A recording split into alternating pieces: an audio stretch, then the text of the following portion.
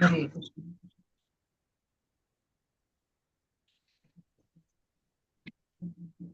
हरे कृष्ण।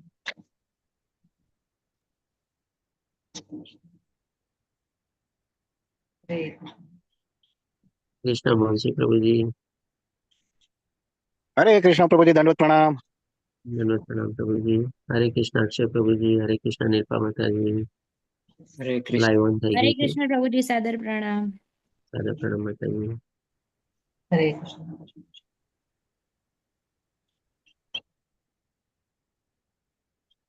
હેમલતા માતાજી આપને મ્યુટ કરું છું। ઓકે। મંગલાચરણથી શરૂઆત કરીએ આપણે। ઓમ નમો ભગવતે વાસુદેવાય। ઓમ નમો ભગવતે વાસુદેવાય। ઓમ નમો ભગવતે વાસુદેવાય। ओम अज्ञानतिमिरान्धस्य ज्ञानञ्जनाशलाकया चक्षुरुन्मिलितं येन तस्मै श्रीगुरुवे नमः। श्रीचैतन्यमनोभीष्टं स्थापितं येन भूतले स्वयं रूपं कदा मह्यं ददाति स्वपदान्तिकं। वन्देऽहं श्रीगुरु श्रीयुतपदकमलं श्रीगुरुन् वैष्णवानं च श्रीरूपं साग्रजातं सहगण रघुनाथान्वितं तं सजीवं साद्वैतं सावधूतं परिजनसहितं श्रीकृष्णचैतन्यदेवं श्रीराधाकृष्णपादान् सहगण ललिता श्रीविशाखान्विताश्च हे कृष्ण करुणा सिंधु दीनबंधु जगतपते गोपेश गोपिका कांत राधा कांत नमस्ते तप्त कांचन गौरांगी श्री राधे वृंदावनेश्वरी विश्वभानुसुते देवी प्रणमामि हरिप्रिये वाञ्छाकल्पतरुभ्यश्च कृपा सिन्धुभ्यः च पतितानां पावनेभ्यो वैष्णवेभ्यो नमो नमः। नमो विष्णुपादाय कृष्णपृष्ठाय भूतले श्रीमते भक्तिवेदान्त स्वामिनिति नामिने नमस्ते सरस्वती देवीं गौरवाणी प्रचारिणे निर्विशेषशून्यवादी पाश्चात्यदेशतारिणे जय श्री कृष्ण चैतन्य प्रभु नित्यानंद श्री अद्वैत गदाधरा श्रीवासादि गौर भक्तवृंद हरे कृष्ण कृष्ण कृष्ण हरे हरे हरे राम राम राम हरे हरे। श्रीला प्रभुपाद की जय। श्री राधा गोविंद प्रणाम। हरे कृष्ण सर्वेने।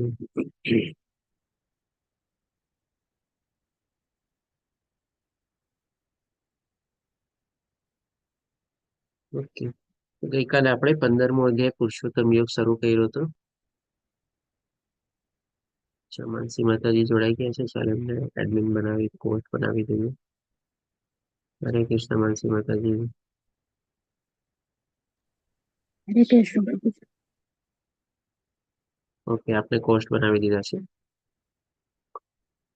ઓકે, તો ગઈકાલે આપણે 15મો અધ્યાય પુરુષોત્તમ યોગ શરૂ કર્યો હતો અને બહુ નાનો અધ્યાય છે, ફક્ત 20 શ્લોક છે। આપણે ગઈકાલે 11 શ્લોક લીધેલા હતા। સમરાઇઝ કરી લઈએ, ભગવાને આપણને 11 શ્લોકમાં ગઈકાલે આપણને શું સમજાવ્યું હતું। પહેલા અને બીજા શ્લોકમાં ભગવાન આપણને કલ્પના કરવાનું કહે છે, ઇમેજિન કરવાનું કહે છે એક અશ્વત્થ વૃક્ષ માટે। અને એના સંદર્ભમાં ભગવાન બતાવે છે કે આ વૃક્ષ એવા પ્રકારનું છે કે જેના મૂળિયા ઉપરની તરફ છે અને ડાળીઓ અને શાખા છે એ નીચેની અને ઉપર બંને તરફ વિસ્તૃત થાય છે। અને એનું પોષણ જે છે આ ત્રિગુણી માયા દ્વારા થાય છે। અને એ વૃક્ષના પાંદડા જે છે એ ભગવાન વેદ મંત્રોની સાથે સરખાવે છે। અને ભગવાન કહે છે કે જે આ વૃક્ષને જાણી જાય છે એ પૂરો વેદોનો પણ જાણકાર થઈ જાય છે। આ બધું ભગવાને આપણને આ કાલ્પનિક જગત વિશે આપણને બતાવ્યું, કારણ કે આ જે જગત છે આપણે કાલ્પનિક છીએ। અહીંયા આપણે શું છે, ઇન્દ્રિયોના ભગવાને બધી ડાળખીઓ ઇન્દ્રિયોના વિષયોની સાથે બતાવી હતી કે આપણે કે આપણી ઈચ્છા પૂર્તિ કરવા માટે એક ડાળખી બીજી ડાળખીમાં આપણે કુદાકા મારીએ છીએ। એના સંદર્ભમાં આપણે ઓલી રાજા રાણી અને ઘરેણાની પણ આપણે સ્ટોરી લીધેલી હતી અને જાણ્યું હતું કે ભાઈ આપણને આ જગતમાં સાચું સુખ શાંતિ અને આનંદ પ્રાપ્ત થતા નથી। તો કરવું શું આપણે હવે? તો ભગવાન આપણને ત્રીજા અને ચોથા શ્લોકમાં બતાવે છે કે આપણે આ જે સુદૃઢ મૂળવાળું જે ભૌતિક પ્રકૃતિ છે એનું આદિ ક્યાં છે, મધ્ય ક્યાં છે, અંત ક્યાં છે, કોઈ જાણી શકતું નથી। પણ આપણે મનુષ્ય જીવન તરીકે આપણે કરવાનું છે શું, તો કે વિરક્તિના શસ્ત્ર વડે આપણે આ માયાને કાપવાની છે, આ સંસારને કાપવાનો છે, ભવસાગરને પાર કરવાનો છે આપણે। અને એવા સ્થાનની ખોજ કરવાની છે કે જ્યાં જઈને પછી આપણે આપણા ભગવાનની શરણાગત લઈને આપણે આપણા જીવનનો મનુષ્ય જીવનનો ઉદ્ધાર કરવાનો છે। એટલે કે ફરીથી પાછું આ જન્મ મૃત્યુ જરા વ્યાધિના ચક્કરમાં આપણે ફસાવવું ન પડે। એટલે ત્રીજા અને ચોથા શ્લોકમાં ભગવાન આપણને આ મનુષ્ય જીવનનો ઉદ્દેશ કેવી રીતે પ્રાપ્ત કરવો અને શું ઉદ્દેશ છે એ આપણને બતાવે છે। પછી ભગવાન આપણને 5મા શ્લોકમાં બતાવે છે કે ભગવાનને આપણે કેવી રીતે શરણાગત થવું જોઈએ। તો કે મોહ દ્રંદ આ બધાથી આપણે રહિત થઈએ, ખોટી મિથ્યા અહંકારથી રહિત થઈએ, તો જ આપણે ભગવાનની શુદ્ધ ભાવે શરણાગતિ લઈ શકીએ છીએ। પછી છઠ્ઠા શ્લોકથી ભગવાન આપણને પોતાના ધામ વિશેનું વર્ણન કરવાનું બતાવે છે. તો છઠ્ઠા શ્લોકમાં કહે છે કે ભગવાનનું ધામ ના તો સૂર્ય કે ચંદ્રના પ્રકાશ દ્વારા કે ના તો અગ્નિ અને વીજળી દ્વારા પ્રકાશિત નથી. શું કામ? તો કે ભાઈ ભગવાન પોતે જ બધા પ્રકાશનો સ્ત્રોત છે, એટલે કે બધું ત્યાં સ્વયં પ્રકાશિત છે. કોઈ બીજા એક્સટર્નલ એજન્ટની એને ત્યાં જરૂર પડતી નથી. આપણને અત્યારે સૂરજ ઉગે તો આપણને જ્વાળાની થાય છે, પણ એના ભગવાનના ધામને આવા કોઈ બહારના તત્વની અથવા બીજા કોઈની જરૂર નથી, કારણ કે બધું ત્યાં સ્વયં પ્રકાશિત છે. પછી ભગવાન 7મા અધ્યાયમાં આપણને બતાવે છે કે આપણો અને ભગવાન વચ્ચેનો સંબંધ શું છે. તો ભગવાન કહે છે કે આપણે બધા ભગવાનના અંશ તરીકે છીએ, ભગવાન આપણે સંતાન તરીકે છીએ, અને આ બધા જીવમાં આપણે બંધાયેલા છે. અને આપણે 6 ઇન્દ્રિયો એટલે કે 5 જ્ઞાનેન્દ્રિયોને મન દ્વારા આપણે એમાં કઠોર સંઘર્ષ કરી રહ્યા છે. એક રીતે ભગવાન આપણને આપણા પ્રત્યેની કરુણા દર્શાવે છે. પછી આપણને ભગવાન 8મા શ્લોકમાં 8મા અને 9મા શ્લોકમાં બતાવે છે કે ભાઈ જ્યારે આપણે આ શરીર છોડીએ છીએ ત્યારે આપણી અંદર રહેલો આત્મા કેવી રીતે સ્થળાંતર કરે છે. એના સંદર્ભમાં ભગવાન એક આપણને સરસ મજાની કમ્પેરિઝન આપીને કહે છે કે જેમ વાયુ વહેતો હોય અને કેવી રીતે એની સાથે સુગંધ કેરી કરીને ચાલે, એવી રીતે આપણી જીવાત્મા આપણા ખ્યાલો, આપણા કર્મો, આપણા ઈચ્છાઓ, આ બધું જે છે આપણી સાથે લઈને ચાલે છે. અને એ પ્રમાણે આપણો બીજો જે દેહ છે એ નિર્ધારિત થાય છે અને આપણને બીજો દેહ પ્રાપ્ત થાય છે. અને અમુક બધી ઇન્દ્રિયો અને બધું એક મન જૂથ પ્રમાણે આપણે એક સમૂહમાં આપણે જોડાયેલું હોય છે. જેમાં આપણે એના સંદર્ભમાં આપણે સમજ્યા હતા કે મનુષ્યના શરીરમાં ચહેરા ઉપર જ બધી ઇન્દ્રિયો હોય છે. તો હાથીનો, કૂતરાનો કોઈ પણ લઈએ, મોઢા ઉપર જ આપણને આ બધી ઇન્દ્રિયોનો સમૂહ આપણને દેખાય. એ જ ભગવાન કહે છે કે વિશિષ્ટ પ્રકારનું શરીર ધારણ કરીને એ ઇન્દ્રિયોનો સમૂહ અને શરીરની સાથે પાછું એને ભોગવે છે. પછી 10મા અને 11મા શ્લોકમાં ભગવાન આપણને બતાવે છે કે આ બધું કોને સમજાય છે. તો કે ભાઈ જેને આધ્યાત્મિક જ્ઞાન છે, જેને આ તત્વજ્ઞાન થયેલું છે, એ સમજી શકે છે કે ભાઈ પોતે અત્યારે કયા ગુણોના પ્રભાવ હેઠળ જીવી રહ્યો છે, કેવા પ્રકારે અંત સમયે એનું શરીર પ્રમાણે ત્યાગ કરી રહ્યો છે. બાકી જેને જ્ઞાન નથી હોતું એને આ બધું કાંઈ સમજાતું નથી. અંતકાળે પણ આપણે હજી એને બીજા જ બધા વિચારો આવે છે. ભગવાનને તો યાદ કરવાનું એને સુસ્તું જ નથી. એટલે કે ટૂંકમાં શું, જેને અજ્ઞાન છે એને મનુષ્ય જીવન પોતાનું હંમેશા નિરર્થકતા રીતે જ પોતે વિતાવે છે અને એવી જ રીતે મૃત્યુ પામે છે અને ફરીથી પાછી એની કંઈક ને કંઈક બીજી યોનિમાં અધોગતિ થાય છે. પણ જેને આ બધું જ્ઞાન થયેલું છે એ પોતાનું મૃત્યુ સુધારે છે અને જો ભગવાનની કૃપા થાય તો ભગવાનના ધામ સુધી પહોંચી શકે છે. હવે પછી ભગવાન આપણને આજે આપણે 12 થી લઈને 20 શ્લોક એટલે કે 9 શ્લોક આપણે લેશું. એમાં સૌથી પહેલા ભગવાન આપણને 12, 13, 14, 15 4 શ્લોકમાં આપણને બતાવે છે કે કેવી રીતે ભગવાન આપણા આ શરીરમાં રહીને આપણા શરીરના પણ ધારણ કરતા, પોષણ કરતા અને પાલન કરતા છે. એના સંદર્ભમાં આપણે જોઈએ તો સૌથી પહેલા ભગવાન આપણને ઓકે, હરે કૃષ્ણ રતિલાલ પ્રભુજી. તેના સંદર્ભમાં સૌથી પહેલા ભગવાન આપણને બતાવે છે કે ભાઈ 11મા શ્લોકમાં કે 12મા શ્લોકમાં કહે છે કે ભાઈ સૂર્યનું તેજ કે જે આ સમગ્ર જગતના અંધકારને દૂર કરે છે તે મારામાંથી આવે છે. જેમાં ભગવાને આપણને 6ઠ્ઠા શ્લોકમાં પહેલા બતાવ્યું હતું ને કે મારું એ ધામ ન તો સૂર્ય કે ચંદ્ર કે ન તો અગ્નિ કે વીજળી દ્વારા પ્રકાશિત છે. ત્યારે આપણને લાગે કે તો પછી શેનાથી પ્રકાશિત છે. એ ભગવાન આપણને ફરીથી અહીંયા ક્લેરિફાઈ બી કરે છે. અને આ ચીજ ભગવાન આપણને 7મા અધ્યાયમાં પણ બતાવેલી હતી કે ભાઈ સૂર્યનો જે પ્રકાશ છે પણ હું જ છું આપણે. તો અહીંયા જેમ કે આપણે આ જગતને શું છે, અંધકારમાંથી બચવા માટે અથવા તો અંધકારને દૂર કરવા માટે આપણને સૂર્યના અજવાળાની જરૂર પડે છે. આપણી પાસે એવું બીજું કોઈ સાધન નથી કે સૂર્ય સિવાય આપણે અજવાળું ક્રિએટ કરી શકીએ. તમે કહેશો કેમ, આપણી પાસે તો લાઈટ, પંખા, બત્તી બધું છે ને આપણે. તો પછી આ જે લાઈટ, પંખા, બત્તી છે એ કઈ આપણે કે ને કે એનર્જીથી ચાલે છે, ઇલેક્ટ્રિકલ એનર્જીથી ચાલે છે. અને એ ઇલેક્ટ્રિકલ એનર્જીનું પણ ઉત્પાદન કેવી રીતે થાય છે તો કે ભાઈ હાઇડ્રો ઇલેક્ટ્રિક પાવરથી ને બધાથી, થર્મલ પાવરથી થાય છે. આ બધા આપણે ઇલેક્ટ્રિક સ્ટેશન બધા હોય છે. તો એમાં પણ તો અલ્ટિમેટલી સૂર્યના સ્ત્રોતનો જ ઉપયોગ કરવામાં આવે છે અને આ બધી વીજળીનું ઉત્પાદન થાય છે. તમે કહેશો આપણી પાસે તો પેટ્રોલ છે, ડીઝલ છે, આપણી પાસે તો ન્યુક્લિયર પાવર છે જે જમીનમાંથી મળે છે. એમાં વળી સૂરજનો શું રોલ આપણે? તો આ બધા જે પેટ્રોલ અથવા જેને આપણે ખનીજ કહીએ એ બધા આપણને પૃથ્વીના પેટાળમાંથી મળે છે આપણને. અને જે આપણે કહીએ કે ન્યુક્લિયર એટલે કે થોરિયમ, યુરેનિયમ ને એ બધું છે એ પણ તો આપણને પૃથ્વીના પેટાળમાંથી મળે છે ને. તો એ કોણ નાખવા ગયું છે અંદર? આપણામાંથી કોઈ શું પૃથ્વીના પેટાળની અંદર આ બધું પેટ્રોલિયમ ને બધું નાખવા ગયું છે? યુરેનિયમ, થોરિયમ, પ્લુટો આ બધું કોઈ આપણે નાખવા ગયું છે? એ બધું શું છે, આ જેમ કે સૂરજનો પ્રકાશ પડતો હોય, અનાદિકાળથી સૂરજ છે, આ સૃષ્ટિ જે છે અનાદિકાળથી રાત દિવસ ઠંડી ગરમી બધું થયા કરે છે. આ પૃથ્વીમાં પણ આપણે એ જ બધું જે પેદા થાય છે એ બધું એની જ પ્રક્રિયા દ્વારા બધું થાય છે. આપણે એના સાથે સાથે બાકી બધા પણ આપણને ખનિજો મળે છે પૃથ્વીમાંથી. આ બધું ક્યાંથી થાય છે, કેવી રીતે થાય છે? તો કે ભાઈ એ જ સૂર્ય અને ચંદ્રની ગતિ પ્રમાણે અને એના અજવાળા પ્રકાશ અને એની ઉર્જા અથવા તો એની ઉષ્ણતા અને એની શીતળતાના સંદર્ભમાં આ બધું પૃથ્વીની અંદર થાય છે. એ પણ ભગવાનની જે શક્તિ છે આપણે. તો એ જ ભગવાન અહીંયા આપણને બતાવે છે કે ભાઈ આ સમગ્ર જગતને અંધકારની દૂર કરવા માટે સૂરજની જરૂર પડે છે. અને સૂર્યનું જે તેજ છે અથવા તો સૂર્યનો જે પ્રકાશ છે અને સૂર્યની જે ઉષ્ણતા છે એ પણ કોનામાંથી આવે છે? તો કે ભાઈ ભગવાનમાંથી જ આવે છે. અને હજી ભગવાન આપણને બતાવે છે કે ચંદ્રનું તેજ તથા અગ્નિમાનું તેજ પણ મારામાંથી જ ઉત્પન્ન થયેલું છે. આજે આપણે અગ્નિ લઈએ, સૂર્ય અને ચંદ્ર વિશે આપણે સમજી લીધું, અગ્નિ વિશે લઈએ. આજે તમે કહેશો ભાઈ આપણે તો કોઈ પણ ચીજ આપણે અગ્નિને પ્રગટાવીએ તો એ આપણે પ્રગટી જાય છે અને આપણને અજવાળું મળે છે. તો આ તમે કહો આપણે કોઈ પણ ચીજને અગ્નિ અથવા તો અગ્નિને પ્રગટાવીએ છીએ બે ચીજના કોઈ પણ ઘર્ષણ દ્વારા. આપણે જેમ કે માની લો બે પથ્થરને આપણે ઘર્ષણ કર્યું, એમાંથી અગ્નિ ઉત્પન્ન થઈ. પછી આપણે માની લો કોઈ કે દિવાસળી કે કંઈક લઈએ અને એના કોઈ પદાર્થની સાથે ઘસીએ તો એમાંથી અગ્નિ ઉત્પન્ન થાય. તો આ અગ્નિ કેવી રીતે ઉત્પન્ન થાય છે? અને ઇવન જે નાનામાં નાની અગ્નિ હોય એની પણ આપણે બે કેરેક્ટરિસ્ટિક્સ હોય કે ભાઈ એક તો એ આપણને ઉષ્ણતા આપે એટલે કે ગરમી આપે, અને બીજું અજવાળું આપે. આપણામાં કોઈનામાં એવી શક્તિ છે કે કોઈ એવી અગ્નિ પ્રગટ કરાવે, જેમ કે અત્યારે ગરમીનો સમય આવશે, આપણે કહીશું કે ભાઈ સૂરજનો તો બહુ તાપ લાગે છે, મને અજવાળું જોવે છે પણ મને ગરમી નથી જોતી. આપણામાંથી કોઈ એવી અગ્નિ પ્રગટ ન કરી શકે કે જે ખાલી આપણને અજવાળું આપે ને સાથે ઉષ્ણતા ન આપે. તમે કહેશો કે એર કન્ડિશન તો છે ને આપણી પાસે, પંખા તો છે ને. તો એર કન્ડિશન ને પંખા પણ તો ઇલેક્ટ્રિકલ એનર્જીથી ચાલે છે. અને ઇલેક્ટ્રિકલ એનર્જી પણ કેવી રીતે આપણે ઉત્પાદન કરીએ છીએ પણ આપણે જોઈ લીધું. એમાં પણ તો સૂર્ય આવે જ છે તમારે. એટલે કે આ બધી છે ને ભગવાનની શક્તિ છે. જેમ ભગવાને તો પહેલા જ આપણને બતાવ્યું હતું 7મા અધ્યાયમાં કે પૃથ્વી જળ અગ્નિ વાયુ આકાશ એ ભગવાનની નિકુષ્ટ શક્તિ છે અથવા તો અપરાશક્તિ છે.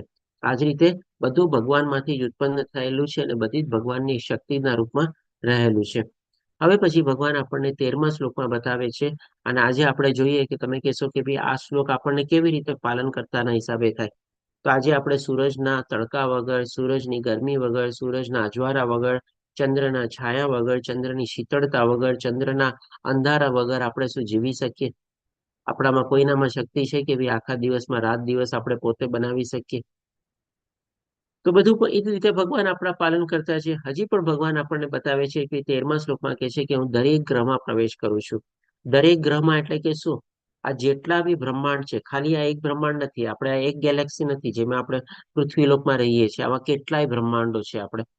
અને એ બધા બ્રહ્માંડમાં એવા અસંખ્ય ગ્રહો બી છે. અને એ બધા ગ્રહોમાં, બધા બ્રહ્માંડમાં ભગવાન પોતે પ્રવેશ કરે છે. આપણે જયારે ગોલક ચાર્ટને લઈએ છીએ ત્યારે આપણે સમજીએ છીએ કે ભાઈ સૌથી પહેલો વિસ્તાર તરીકે ભગવાન કારણોદક્ષાય વિષ્ણુ છે.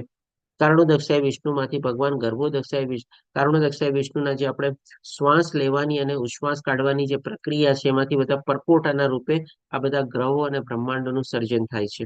અને દરેકે દરેક ગ્રહો અને બ્રહ્માંડોમાં ભગવાન પછી પોતે પોતાનો બીજો વિસ્તાર કરીને અથવા તો ગર્ભોદક્ષાય વિષ્ણુ કરીને એમાં પોતે પ્રવેશે છે. એટલા માટે અહીંયા ભગવાન કહે છે કે હું દરેક ગ્રહમાં પ્રવેશ કરું છું. અને પછી આપણે જાણીએ છીએ કે ભગવાન હજી ઓર વિસ્તૃતના રૂપમાં શિરોદક્ષાય વિષ્ણુ તરીકે જે જે જીવાત્મા છે એમાં બધામાં પણ પોતે પરમાત્મા તરીકે હૃદયમાં એમાં રહેલા હોય છે. આ જ ભગવાન આપણને એ ચીજ અહીંયા બતાવે છે કે ભાઈ 14 લોકમાં દરેકે દરેક જીવાત્મામાં ભગવાનનો વાસ રહેલો છે. અને પછી ભગવાન હજી આગળ આપણને કહે છે કે મારી શક્તિથી જ તેઓ પોતાની ભ્રમણ કક્ષામાં રહી રહ્યા છે. તો તેઓ એટલે કોણ? તો કે ભાઈ આ બધા ગ્રહો. આજે જેમ કે આપણે એક સોલાર સિસ્ટમ જાણીએ છીએ, આપણે એમાં આપણે 9 ગ્રહને વિશે જાણીએ છીએ.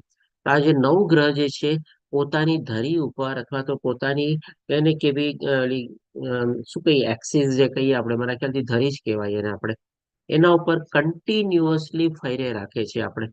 અને શેની આજુબાજુ ફરે છે? તો કે ભાઈ સૂરજની આજુબાજુ ફરે છે આપણે. એની સ્પીડ જે છે એ પણ કોન્સ્ટન્ટ છે અને એનું જે ડાયરેક્શન છે એ પણ કોન્સ્ટન્ટ છે. આજે માની લો આપણે ડ્રાઈવ કરતા હોઈએ અને કોઈક આપણને કહે કે ભાઈ તમારે આટલા કિલોમીટરની સ્પીડ ઉપર તમારે કોન્સ્ટન્ટ ડ્રાઈવ કરવાનું છે, તો શું છે એમાં પણ છે ને આપણે કહીએ ને કે ભાઈ થોડી કંઈક ને કંઈક વધઘટ થયા રાખે છે આપણે. આપણે કન્ટિન્યુઅસલી વોચ તો કરતા હોઈએ કે ભાઈ 40 કિલોમીટર કીધું, 50 કિલોમીટર કીધું, જે કાંઈ પણ કીધું એનાથી વધવી ન જોઈએ. થોડી ઘણી આપણે ઘટાડીને જ ચાલતા હોઈએ, પણ કોઈ આપણને કહે કે ભાઈ તમારે કોન્સ્ટન્ટ અહીંયાથી લઈને 10 કિલોમીટરમાં 40 કિલોમીટરની જ સ્પીડ રાખવાની છે, ના 1 કિલોમીટર ઘટવી જોઈએ કે ના 1 કિલોમીટર વધવી જોઈએ, અને એ પણ તમારે 10 કિલોમીટર સુધી. 10 કિલોમીટર પછી પાછું તમે ચેન્જ કરી શકો છો. તો આ પણ શક્તિ આપણામાં છે. આપણે ડ્રાઈવ કરતા હોઈએ તો આ ચીજ પણ આપણે નથી કરી શકતા. તો આ બધા ગ્રહો તો આપણે અનાદિકાળથી એની ધરી ઉપર કોન્સ્ટન્ટ સ્પીડ અને કોન્સ્ટન્ટ ડાયરેક્શનમાં ફરે છે. આપણે એમની સ્પીડમાં જો આપણે કહીએ ને કે ભાઈ 1 કિલોમીટરનો પણ જો વધારો ઘટાડો થાય, આજે પૃથ્વીની સ્પીડમાં જે ધરી ઉપર ફરી રહી છે, કેટલો મોટો ભૂકંપ સર્જાઈ જાય આપણે. અથવા તો એની ડાયરેક્શનમાં પણ માની લો થોડું લેફ્ટ રાઈટ કંઈક કરે તમારે, તો એ કેટલો મોટો ભૂકંપ થઈ જાય. તો આ બધું કોના દ્વારા થઈ રહ્યું છે, કોણ કરી રહ્યું છે? ભગવાન ઈશ તો આપણને બતાવે છે કે ભાઈ મારી શક્તિથી. આજે આપણે ભાગવતમ વાંચીએ ને તેમાં છે કે ભાઈ આજે વાયુ જે છે આપણે, એ જે વાયુ હંમેશા સદંતર બધી જગ્યાએ વ્યાપક છે અને કન્ટિન્યુઅસલી વહેતો રહે છે. એટલે કે હવા અથવા વાયુને આપણે કોઈ રોકી ન શકીએ. આપણે કન્ટિન્યુઅસલી નો ફ્લો ચાલતો છે. એ શું કામે ચાલે છે ને એ પણ કારણ આપણને ભાગવતમાં મળે છે કે ભાઈ ભગવાનની શક્તિ દ્વારા એ લોકો ડરે છે તમારે. એટલે કે ભાઈ ભગવાને એવો હુકમ આપેલો છે કે તારે વહેતું રહેવાનું છે, એટલા માટે એ લોકો કન્ટિન્યુઅસલી વહેતા રહે છે વાયુને બધું. તો ડેફિનેટલી આના સંદર્ભમાં આપણે સમજી શકીએ કે ભાઈ આજે આપણને એ કઈ શક્તિ છે. આપણે જેમ કે આપણે નામ આપ્યું, માની લો આપણને સાયન્ટિસ્ટે આપણને કીધું કે ભાઈ ગુરુત્વાકર્ષણ છે, એના કારણે આ બધું ફરી રહ્યું છે ને બધું આપણને થાય છે. કોઈ ચીજ ઉપરથી નીચે પડે છે ને બધું, જે આપણને ન્યૂટને લો આપણને આપ્યો, લો ઓફ ગ્રેવિટેશન ને લોઝ ઓફ મોશન ને બધા તમારે, તો શું એની પહેલા આ બધું નહોતું થતું? એની પહેલા શું કોઈ ચીજ એપલ થી ઉપરથી નીચે નહોતું પડતું? એ શું ઉપર જતું હતું એપલ ઝાડમાંથી પડીને? તો બધું પહેલા પણ હતું એકચ્યુઅલી. આપણે કહીએ ને કે ભાઈ આપણા શાસ્ત્રમાં બધું જ્ઞાન રહેલું છે. આજે ભગવાન જે ગ્રેવિટેશનલ ફોર્સ નામ આપ્યું એ શું છે? ભગવાનની શક્તિ છે. એને ખાલી પોતાનું આપણે લેબલ ચિપકાવી દીધું, નામ આપી દીધું કે ભાઈ આ ગ્રેવિટેશનલ ફોર્સ છે. અને આપણે કહીએ કે ભાઈ ચાલો ન્યૂટન ભાઈ સાહેબે આપણે ગ્રેવિટેશનલ ફોર્સનો આવિષ્કાર કર્યો, અથવા તો લોઝ ઓફ મોશન ના બધા આવિષ્કાર કર્યા. આપણા શાસ્ત્રમાં તો બધું સમાયેલું છે. આપણે પછી હજી ભગવાન આપણને કહે છે કે ભાઈ ચંદ્ર થઈને હું જ સગળી વનસ્પતિઓને જીવન રસ પ્રદાન કરું છું. અહીંયા વનસ્પતિઓનો મતલબ શું? એટલે કે ભાઈ ખાલી શાકભાજી નહીં, પણ ફળ ફૂલ બી આવી ગયા. ફળ પણ બધા આવી ગયા અને બધા ફૂલ પણ એમાં આવી ગયા. આપણે હવે એ ભગવાન કહે છે કે ભાઈ જીવન રસ પ્રદાન કરું છું. આજે જેમ કે કોઈ પણ શાકભાજી આપણે ખાઈએ, ફ્રૂટ બી કોઈ ખાઈએ, આપણે બધાની શું છે? એક એક પિક્યુલરિટી હોય છે. બધાનો એક એક પ્રકારનો રસ હોય છે. બધાનો એક એક પ્રકારની એની ગોઠવણ હોય છે. આજે જેમ કે માની લો હવે ઉનાળો આવશે હમણાં આપણે, અને કેરીની સિઝન શરૂ થશે. આપણે આપણા ગુજરાત રાજ્યમાં જ કેટલા પ્રકારની કેરી મળે છે. અને તમે માની લો જેટલા બી પ્રકારની કેરી મળતી હોય બધાને તમે સેમ્પલ તરીકે લાવો અને બધી કેરીને તમે સામે રાખો, તો બધા કેરીનો તમારે બહારનો દેખાવ શું અલગ અલગ હોય. આપણે ક્યારેક ક્યારેક ઉપરમાં આપણને 2-3 કલર બી દેખાય. આપણે લીલો દેખાય, પીળો દેખાય, ગુલાબી દેખાય, લાલ દેખાય, કેસરી દેખાય, અલગ અલગ કલર દેખાય. બધાના શેપ તો બી ડેફિનેટલી અલગ અલગ હોય છે. અને એ બધી કેરીને આપણે જ્યારે સુધારીએ અને ખાઈએ ત્યારે તો બધી કેરીનો અંદરથી કલર પણ પાછો બીજો બીજો નીકળે છે. આપણે અને જ્યારે ખાઈએ છીએ ત્યારે બધી કેરીનો સ્વાદ પણ અલગ અલગ હોય છે. તો આ બધું કોણ કરે છે? આપણને તો ભગવાનની શક્તિ જ છે ને, એ જ તો ભગવાન અહીંયા આપણને બતાવે છે. હવે જે આપણે જોઈએ છે કેમ કે માની લો સાગર કિનારે જેમાં ખારું પાણી રહેલું છે, એ સાગર કિનારે આપણે એક નાળિયેરનું ઝાડ હોય, અને એ નાળિયેરના ઝાડના એકદમ ટોચ ઉપર નારિયેળ લટકતા હોય. તો આટલે ઉપર તો પેલા તો એ નારિયેળ લટકાવવા કોણ ગયા? અને એ ખારા પાણીના સમુદ્રના કિનારે જે નાળિયેરનું ઝાડ છે, અને એટલે ઊંચે જે નાળિયેર એમાં લાગેલા છે, એ નાળિયેરને જ્યારે આપણે નીચે લઈએ છીએ અને એમાંથી આપણે પાણી કાઢીએ છીએ, અથવા તો એ પાણી કેટલું મીઠું હોય છે. તો આ બધું ક્યાંથી થયું? આપણે તમે કહેશો જે જમીનમાં તો હોય, સાગરના કિનારાની જમીન તો ખારી હોવી જોઈએ ને, તો પછી એમાંથી આટલું સરસ મીઠું મજાનું ઠંડુ શીતળ આપે એવું હમણાં ગરમીમાં આપણે નારિયેળ પાણી ઘણું બધું પીએ. આપણે શીતળતા આપે આપણને આપે તો. કારણ કે જે લોકો માની લો સાત્વિક ખોરાક ખાતા હોય અને જાણતા હોય, અને જે અત્યારે આ ભગવદ્ ગીતાના જ્ઞાનમાં આગળ વધી રહ્યા હોય, એ પછી કોલ્ડ ડ્રિંક છે ને આસ્તે આસ્તે છોડી દે. એ કોલ્ડ ડ્રિંક નો પીવે. એ કાં તો શું છે, કોઈ ફળનો જ્યુસ પીવે, કાચી કેરીનો જ્યુસ પીવે, તમારે આવી રીતે નાળિયેરનું પાણી પીવે ઠંડક પ્રાપ્ત કરવા માટે. એ કોલ્ડ ડ્રિંક નો ત્યાજી દે. કારણ કે કોલ્ડ ડ્રિંક એક જાતનું આપણે કહી શકીએ કે તમોગુણી છે. આપણે તો આ પણ ભગવાન આપણને કહે છે કે આ બધી સગળી વનસ્પતિઓને જીવન રસ પ્રદાન હું કરું છું. આપણે આ ભગવાનની શક્તિ દ્વારા જ થાય છે. તમે કહેશો કે અલગ અલગ બીજ વાવી એ પ્રમાણેના થાય છે. એ બીજમાં પણ કઈ શક્તિ. આજે કોઈ પણ આપણે કેરીનું બીજ લઈએ, આપણને બીજમાંથી આપણને જે ફળ આપણે પ્રાપ્ત કરીએ છીએ એ બીજમાં એવી કોઈ ક્વોલિટી હોય છે? એવો નથી એનો કલર હોતો, એવો નથી એનો શેપ હોતો કે બીજને આપણે ખાઈએ તો એવો કોઈ સ્વાદ આવતો.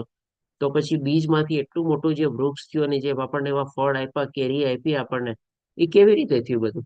એ જે બીજમાંથી તમે બીજ અને ફળને તમે સાથે સાથે રાખો. તમે કહેશો આ જે કેરી હું ખાઉં છું, માની લો હાફૂસ એક્ઝામ્પલ લઈએ, અને એ જ હાફૂસના વૃક્ષનું આપણે બીજ તમે લ્યો, તો એ બીજ અને ફળમાં તમને કોઈ સરખામણી દેખાશે? કાંઈ નહીં દેખાય આપણે. તો આ બધું ભગવાનની શક્તિ જ છે ને આપણે. અને થોડું ઘણું આના સંદર્ભમાં આપણે કહીએ ને કે આજની તારીખમાં જે લોકો એને ઓર્ગેનિક ફાર્મિંગ નામ આપ્યું છે આપણે, એમાં એ લોકો શું છે, આ બધી ટેકનોલોજીનો ઉપયોગ કરે છે. તો એ પણ તો જ્ઞાન આપણે કહીએ ને કે ભગવદ્ ગીતામાંથી જ આવેલું છે.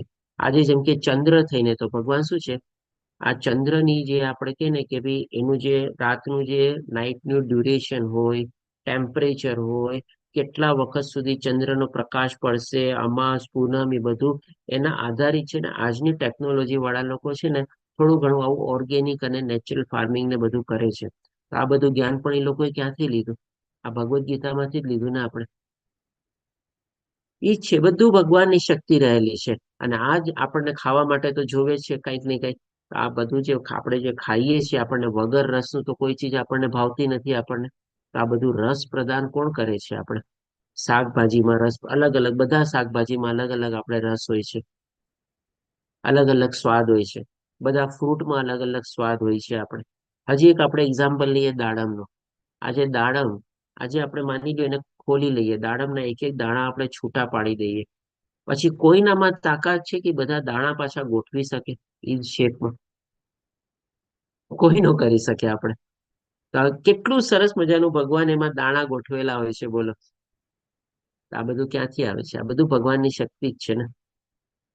હજી ભગવાન હવે આપણને 14મા શ્લોકમાં બતાવે છે કે ભાઈ આપણા શરીરની ગ્રહોની અંદર બતાવ્યું, આ પૃથ્વીને બધામાં પણ સૂર્ય અને ચંદ્રની કેવી રીતે અસર થાય છે, વનસ્પતિઓ અને બધું જે ઉગે છે એ પણ ભગવાને આપણને બતાવ્યું. આપણને જે ખોરાક અથવા ખાવાની જે જરૂર પડે છે એના સંદર્ભમાં. હરે કૃષ્ણ શશી માતાજી, દંડવત પ્રણામ. કેમ છે માતાજી આપણા પ્રભુજી અને પુત્રને બંનેને?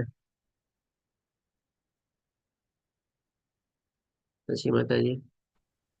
હરે કૃષ્ણ પ્રભુજી. હરે કૃષ્ણ માતાજી. સારું છે બંનેને. અત્યારે તો સારું છે. પણ બંનેની સામસામા પથારી છે ને હું બેઠી બેઠી સેવા કરું છું. માણસો રાખેલા છે એટલે બરાબર. કર્મનું કઈક ભોગવટો લાગે છે, ભોગવ્યા કરીએ છીએ, બીજું શું કરવાનું. બરાબર છે માતાજી. જો ભગવાન આપણને શક્તિ બસ આપે છે અને બસ. એ એટલે બહુ સારું મન છે. આપણે બસ મન તો ખૂબ થાય કે બધા ક્લાસ હું 7-7 કલાક ક્લાસ આપતી એને બદલે 1 કલાક નથી આપી શકતી. તો મને કેમ હમ માયા દેવી આટલી બધી દૂર લઈ જવા માંગે છે, એ થોડુંક દુઃખ થાય. પણ પાછી વળી જાઉં છું કે ના ના, આમાં કીધું જ છે ગીતાજીમાં કે તું કર્મ કરીએ રાખ, ફળની આશા કઈ રાખમાં. પણ આની અંદર તો કર્મ કર્યા કરું છું અને ફળ મને મળે છે. તો એ આ મળે છે કે ભક્તિ તરફ હું તરત જ ક્લાસ જોઈન્ટ કરી લઉં. ગમે તેનો ક્લાસ હોય ને તો મને લિંક મળે ને એટલે જોઈન્ટ કરી બરાબર. ખેંચાય છે મન. પણ બંને બાજુથી હમ એટલી બધી દ્વિધા થાય કે આમ કરું કે આમ કરું. એટલે ત્યારે હમ હું આ ક્લાસ જોઈન્ટ કરું ને એટલે મને બહુ શાંતિ મળે છે. હરે કૃષ્ણ સરસ પ્રભુ. માતાજી. હરે કૃષ્ણ માતાજી. ભગવાનની કૃપા માનવાની. જો ભગવાન તમે એમ ન વિચારો કે ભાઈ માયા તમને ઉલટી તરફ ખેંચી રહી છે. સૌથી પહેલા તો તમારા પુત્ર અને તમારા પતિનો ખાટલો ઘરમાં છે, તો તમારા પત્ની તરીકે અને માતા તરીકે તમે તમારો સ્વધર્મ નિભાવો છો. તો ભગવાન તમને એ પણ એક તક આપી રહી છે કે ભાઈ તમે તમારો આ ઉંમરે પણ આટલી સરસ રીતે તમારો સ્વધર્મ તમે પોતે નિભાવો છો અને બંનેની સેવા બી કરી રહ્યા છો. તો એ રીતે તમે વિચારો. અને બીજું તમે એ વિચારો કે તમે એમનું વિચારો કે ભગવાન તમને ઉલટી દિશામાં દોરવે છે. માયા તમને ખોટી રીતે ખેંચે છે. તમને ઉલટાની સારી જગ્યાએ અને તમારા કર્મમાં તમને ખેંચે છે. અને સાથે સાથે તમારા મનમાં હજી એવો ભાવ પણ છે કે ભાઈ ભગવાન જે કરે બધું સારું કરે છે. અને ભગવાન આપણા માટે જ કહીને કે ભાઈ અલ્ટિમેટલી આપણા લાભાર્થી જ બધું કરે છે. આવી જયારે આપણે મનોદશા લઈને ચાલીએ છીએ તો આપણે જે કતઈ ન કહી શકીએ કે ભાઈ આપણને માયા ખેંચી રહી છે. આપણે તો ઉલટાનો ભગવાનનો પાર માનવાનો કે ભાઈ આવી પરિસ્થિતિમાં પણ હું આ ભાવે પણ તો તારું સ્મરણ કરી શકું છું ને, એ પણ તો તારી એક કૃપા છે, મારા ઉપર એક જાતની દયા છે. નહીં તો આવે સંજોગોમાં આવી પરિસ્થિતિમાં આપણે જોઈએ છે કે ભાઈ લોકો કેટલા બધા ઉલટી દિશામાં ચાલતા હોય છે. તમારે કાં તો પોતે બધું છોડી છાડીને વયા જાય, જવાબદારીમાંથી છૂટી જાય, કાં તો બીજી રીતે કઈ ગુસ્સો કરતા હોય. તમારે આજે તમારી સ્થિતિ જોઉં છું, તમે જે પ્રમાણે વિડીયો બી ઓન રાખીને બધું વર્ણવો છો, તમારા કે ને કે ભાઈ મોઢા ઉપર ને બધા ઉપર ક્યાંય એવો ક્રોધ જેવું કોઈ નથી કે ભાઈ આ ઉંમરે પણ મારે આટલું બધું કરવાનું, આ ઉંમરે મારે આટલી સેવા કરવાની, આ ઉંમરે મારે આ બધું ભોગવવાનું, એવું કોઈ જાતનો તમારા ચહેરા ઉપર ક્રોધ નથી દેખાતો. તો ડેફિનેટલી આ પણ એક ભગવાનની કૃપા છે માતાજી. બસ આવી જ રીતે ચાલો માતાજી. જો બાકી પરિસ્થિતિ ચેન્જ થવાની જ છે, ભગવાન તમને બધું સારું કરી દેશે. બસ ધન્યવાદ માતાજી શેરિંગ બદલ. તો હવે જો 14મા શ્લોકમાં ભગવાન આપણને કહે છે કે હું જીવ માત્રના શરીરમાં જઠર અગ્નિ અથવા વૈશ્વનાર છું. હવે આપણે જાણીએ છીએ કે ભાઈ આપણા શરીરની અંદર ઇન્ટેસ્ટાઇન અથવા જેને આપણે જઠર કહીએ છીએ, કે જેમાં આપણી બધી પાચન ક્રિયા આપણે ચાલે છે. આપણે બધું ખાઈએ, બધું ત્યાં જઈને ભેગું થાય છે અને ત્યાંથી બધી પાચન ક્રિયા ને બધું થાય છે આપણે. તો ઈ ઇન્ટેસ્ટાઇનમાં અથવા તો ઈ એક જઠરમાં એક જાતની અગ્નિ, એટલે કે અગ્નિ શું છે? હાઇડ્રોક્લોરિક એસિડ છે. આપણે જો સાયન્સના હિસાબે જોઈએ આપણે તો એ હાઇડ્રોક્લોરિક એસિડ છે. અને કોઈ પણ એક માઇલ્ડમાં માઇલ્ડ હાઇડ્રોક્લોરિક એસિડ એકદમ માઇલ્ડ અથવા તો એકદમ બહુ લો કેટેગરીનું એસિડ છે. પછી આવે સલ્ફ્યુરિક એસિડ, પછી આવે નાઇટ્રિક એસિડ, બધા બહુ પાવરફુલ એસિડ છે. તો આ જે કોઈ પણ એસિડ આપણે લઈએ ને, એની બે કેને કે ભાઈ ખાસિયત હોય. જેમ અગ્નિ શું હોય? પ્રકાશ અને ઉષ્ણતા આપે. એવી રીતે કોઈ પણ પ્રકારના જે એસિડ છે ને, એ પણ આપણે કહી શકીએ થોડા ઘણા જ્વલનશીલ હોય આપણે, અને થોડી ઘણી ઉષ્ણતા એ પણ આપે આપણને. તો આ જે હાઇડ્રોક્લોરિક આપણા શરીરમાં અથવા તો જઠરની અંદર રહેલું છે, અને એના દ્વારા જ આખી પાચન ક્રિયાને બધું આપણને એમાં મદદ કરે છે આપણને હાઇડ્રોક્લોરિક એસિડ. તો એ પણ કોણ છે? ભગવાન કહે છે કે ભાઈ જઠર અગ્નિ અથવા તો વૈશ્વનાર પણ હું જ છું. આજે આપણામાંથી નાનપણમાંથી લઈને આપણે જ્યાં સુધી આપણે માની લ્યો મૃત્યુ બી પામીએ ત્યાં સુધી આપણી કોઈની કેપેસિટી છે કે ભાઈ એ હાઇડ્રોક્લોરિક એસિડ જે એકદમ લાઇટમાં લાઇટ એસિડ છે, એનું એક ટીપું પણ આપણે જીભમાં નાખી શકીએ? આખો ગ્લાસ કે તો પીવાની જ વાત જ જવા દે. કારણ કે આમાં જે પ્રમાણેની ક્વોન્ટિટી હોય છે, માની લ્યો 30 ml અથવા 1 અંશનું પણ આપણે જો એની ક્વોન્ટિટી હાઇડ્રોક્લોરિક એસિડ લઈએ, તો આપણે એક ટીપું પણ આપણે નથી પીધું જન્મથી લઈને આપણે મૃત્યુ પામ્યા સુધી. તો આપણી એ જઠરાગ્નિ અથવા એની અંદર જે હાઇડ્રોક્લોરિક એસિડ છે એ ક્યાંથી આવ્યું? અરે ભાઈ ભગવાન પોતે જ છે આપણે. એ જ તો ભગવાન આપણને કહે છે કે ભાઈ શરીરમાં રહેલી જઠરાગ્નિ પણ વૈશ્વનાર પણ હું જ છું. તો આ રીતે પણ ભગવાન આપણું પાલન કરે છે. અને હજી ભગવાન આપણને કહે છે કે હું શ્વાસ પ્રશ્વાસમાં રહીને, હવે આપણે જે કોઈ પણ એસિડ અથવા જે કાંઈ પણ લઈએ ને, આજે જેમ કે અગ્નિનો જ આપણે ત્યાંથી એક્ઝામ્પલ લઈએ, તો અગ્નિને શું, જેમ કે માની લો ઓક્સિજન મળતું રહીએ ને તમારે, તો અગ્નિ ઓર પ્રજ્વલિત ઓર વધારે ને વધારે થતી જાય આપણે. તો એવી જ રીતે આ જે અંદર જઠર અગ્નિ જે છે, એને ઓર વધારે હંમેશા થ્રુ આઉટ ધ લાઈફ આપણી પ્રજ્વલિત કોણ રાખે છે? આપણે જે શ્વાસ લઈએ છીએ અથવા તો ઓક્સિજન લઈએ છીએ, એ ઓક્સિજન દ્વારા આપણી અંદર રહેલી આ જઠર અગ્નિ હંમેશા પ્રજ્વલિત જ રહે છે આપણા. એ ક્યારેય ઠંડી પડતી નથી આપણી અગ્નિ. અને એ જ આપણે કાર્બન ડાયોક્સાઇડ બહાર કાઢીએ છીએ.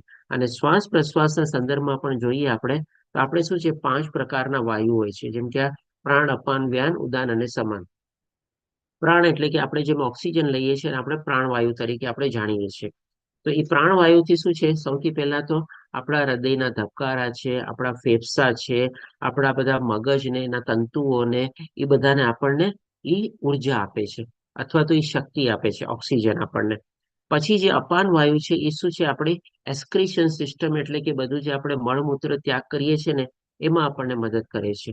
અને પછી વ્યાન એટલે કે એ આપણને પરિભ્રમણ, એટલે કે આખા શરીરની અંદર જે આપણી સર્ક્યુલેશન સિસ્ટમ છે, જેમ કે આપણા હાર્ટમાંથી જ આપણે ઇમ્પ્યોર બ્લડમાંથી બ્લડ પ્યોર થઈને પછી આપણા એક એક નસમાંથી પસાર થઈને આખા શરીરમાં કે નખ સુધી અને આપણા વાળ સુધી આપણને આ બધું જે લોહી પહોંચાડવાનું જે કામ કરે છે, એ આપણને વ્યાન તંત્ર કરે છે. કેટલી સરસ મજાની પાવરફુલ સિસ્ટમ છે બોલો ભગવાનની. આ બધી સિસ્ટમ કોણ બનાવવા ગયું છે આપણે? આજે જેમ કે નખ અને વાળ શું છે એટલા માટે આપણે લીધેલા કે ભાઈ આપણે એને જોઈ શકતા નથી કે ભાઈ ઉગે છે આપણે, પણ ઉગે છે આપણે. અને જયારે એને આપણે કાપી નાખીએ છીએ ત્યારે આપણને બહુ પેઇન બી નથી થતું આપણે. એટલે કે એમાં જીવિત શક્તિ અને આપણે કહે ને કે ભાઈ મૃત શક્તિ બંને ચીજ રહેલી છે આપણને. અને ઉદાન એટલે કે શ્વસન તંત્ર એટલે કે ભાઈ ઉદાન દ્વારા શું છે આપણે જેમ અત્યારે આ બોલીએ છીએ સાઉન્ડ નીકળે છે આપણા અંદરમાંથી જેમ કે આપણા ગળાની અંદરમાં એક ગ્લેન્ડ હોય એ ગ્લેન્ડ દ્વારા આપણે આ બધું બોલવાનું અથવા તો પ્રક્રિયા થાય તો એને જે ફોર્સ અથવા તો એને જે મોમેન્ટમ મળે અવાજ ઊંચો થાય નીચો થાય બધું શેના દ્વારા થાય છે તો કે હવે ઉદાન વાયુથી થાય છે અને છેલ્લે આપણે પ્રાણ અપાન વ્યાન ઉદાન અને સમાન અહીંયા ભૂલથી સામાન લખાયું છે પણ એ સમાન છે એકચ્યુઅલી આ જે સમાન જે છે એ આપણી આખી જે અંદરની જે પાચન ક્રિયા જે છે એમાં મદદ કરે છે જે જઠરાગ્નિમાં વાયુ નહીં રહેલો છે આપણે કારણ કે ખાવાનું આપણે ખાઈ તો લઈએ ધક્કો મારીને નીચે સુધી પહોંચાડે છે કોણ તો કે ભાઈ આ સમાન વાયુ અને એ જ પાછું ધક્કો મારીને બધા અલગ અલગ આપણા માંસપેશીઓ હાડકા લોહી બધું બને છે ત્યાં સુધી પહોંચાડે છે કોણ એટલે કે ટ્રાન્સપોર્ટેશન સિસ્ટમ બધી કોણ કરે છે તો કે ભાઈ આપણે આ સમાન વાયુ કરે છે એટલે કે એ શ્વાસ પ્રશ્વાસમાં પણ ભગવાન કહે છે કે રહીને આજે બધા પ્રકારના વાયુ જે છે એ પણ તો ભગવાન છે પોતે જ અને પછી ભગવાન કહે છે કે 4 પ્રકારના અન્નનું પાચન કરું છું 4 પ્રકારના અન્ન એટલે કે શું આપણે કોઈ પણ ચીજ ખાઈએ છીએ ને 4 પ્રકારે આપણે ખાઈ શકીએ કાં તો આપણે દાંતેથી એને ચબાવીને ખાઈએ કાં તો આપણે એને શું છે જીભ ઉપર મૂકીને આપણે ચગડીને ખાઈએ તમારે કાં તો આપણે શું છે સીધે સીધું આપણે જેમ કે પાણી ખાવાનું આપણે જેમ કે દાંતેથી ચબાવીને જાણીએ છીએ રોટલી શાક આ બધું આપણે દાંતેથી ચબાવીને ખાઈએ પછી જીભમાં આપણે મૂકીને થોડુંક આપણે એને ચગડીને ખાઈએ આપણે પછી આપણે પાણી આખું આપણે ગળી જતા હોઈએ કોઈ પણ આપણે લિક્વિડ ખાઈએ તમારે તો અને પછી ચોથું શું છે તો કે બી ચાટીને આજે જેમ કે માની લો આપણે બાસુંદી અથવા શ્રીખંડ બહુ ભાવતું હોય હમણાં રસ આવશે રસનો વાટકો મૂકેલો હોય પછી આપણે રસનો વાટકો પહેલા તો આપણે ચમચીથી ખાઈએ રસ નહીં પીએ પછી જયારે આજુબાજુ વાટકો ખલાસ થઈ જાય અને જે વાટકામાં જે બધું સાઈડમાં ચોટેલું હોય આપણે શું કરીએ આંગળીથી લઈને સીધું આપણે જીભમાં ચાટી જઈએ ને એટલે કે આ તો જસ્ટ ખાલી એક્ઝામ્પલ લીધું કે ભાઈ આજકાલ તો ઘણા લોકો એમાંય ચમચીનો ઉપયોગ કરે છે અને કદાચ વધેલું જવા દે પણ જો સાચી રીતે આપણે જોવા જઈએ તો કોઈ પણ અન્નનો આપણે દુરુપયોગ ન કરવો જોઈએ બધું આપણે લૂઈ પૂઈને ખાઈ જવું જોઈએ આપણે જમવા બેઠા હોય ને ત્યારે આપણી થાળીમાં પણ કહીએ ને કે ભાઈ છેલ્લે આપણે પાણી એમાં નાખી એને આપણે એક રીતે આપણે ધોઈ જેવું કરીને પાણી પણ આપણે પી જવું જોઈએ જરાય એનો આપણે દુરુપયોગ ન કરવો જોઈએ તો ડેફિનેટલી આજે 4 પ્રકારે આપણે કોઈ પણ અન્નને આપણે ખાઈએ છીએ ખાઈ તો લીધું આપણે હવે એનું પછી પાચન કોણ કરે છે તો ભગવાન આપણને એ જ બતાવે છે કે 4 પ્રકારના અન્નનું પાચન પણ હું જ કરું છું આપણે આપણી આખી પાચન ક્રિયા ચાલે છે આપણે ગમે તેટલું રાતના ખાઈએ સવારે ખાઈએ આખો દિવસ બધું ખાતા હોઈએ ચટાકેદાર ખાતા હોઈએ આ બધું ખાતા હોઈએ કદાચ હવે આપણે આગળ વધીએ છીએ તો થોડો ઘણો હવે રજોગુણી ખોરાક કદાચ માની લો ઓછો કર્યો હોય પણ એની આપણને ખાધા પછી આગળની આખી પ્રક્રિયા આપણને ખબર પડે છે કે કેવી રીતે એની પાચન તંત્ર થયું ને કેવી રીતે લોહી બન્યું કેવી રીતે હાડકા બન્યા કેવી રીતે માંસપેશીઓ બની કેવી રીતે બધા અલગ અલગ અવયવોને બધું આપણે ખોરાક પહોંચ્યો અલગ અલગ અવયવો પણ બધા ગ્રોથ પામ્યા એ બધું આપણને કાંઈ ખબર નથી આ બધી મેકેનિઝમ કોણ ચલાવે છે ભગવાન જ ચલાવે છે ને આ આખા શ્લોકમાં આપણને આપણે કહીએ ભગવાને કેટલી બધી ઇમ્પોર્ટન્ટ આપણને સિસ્ટમ બતાવી દીધી સૌથી પહેલા ભગવાને આપણને આ જઠરાગ્નિના સંદર્ભમાં આપણને ડાયજેશન સિસ્ટમ બતાવી શ્વાસ પ્રશ્વાસના પ્રક્રિયામાં ભગવાને આપણને આપણી રેસ્પિરેટરી સિસ્ટમ બતાવી પછી અહીંયા પણ ભગવાને આપણને પાચન ક્રિયાના સંદર્ભમાં પણ આપણી ડાયજેશન સિસ્ટમ વિશે બતાવ્યું હજી ભગવાન છે ને આપણી બીજી 2 ઇમ્પોર્ટન્ટ સિસ્ટમ છે ને એ પણ આગળ બના શ્લોકમાં બતાવે છે તો કેવી રીતે ભગવાન આપણું પાલન પોષણ કરી રહ્યા છે કેટલું સરસ રીતે ભગવાન આપણને આ ભગવદ્ ગીતાના જ્ઞાન દ્વારા આપણને સમજાવી રહ્યા છે આમાં પણ ભગવાન આપણી 2 ઇમ્પોર્ટન્ટ સિસ્ટમ આપણને બતાવે છે તો કે છે 15મા શ્લોકમાં હું દરેક જીવના હૃદયમાં રહેલો છું આપણા હૃદયમાં શું છે પરમાત્માનો વાસ છે આપણે ઘણી વાર કહીએ છીએ કે ભાઈ હાર્ટ એટેક આવ્યો અને સિવિયર હાર્ટ એટેક આવ્યો અને તરત મૃત્યુ પામ્યો